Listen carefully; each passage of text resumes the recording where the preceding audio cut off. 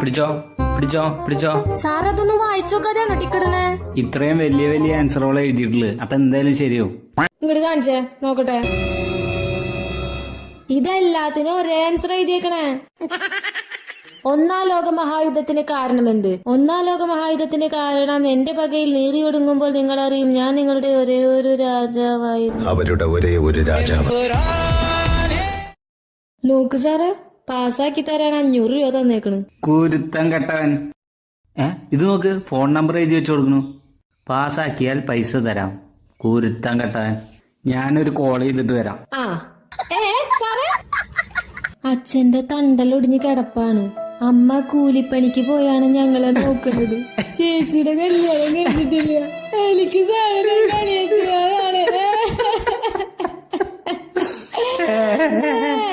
മാറിക്ക മൊട്ട പാസ്സാക്കുന്നത്.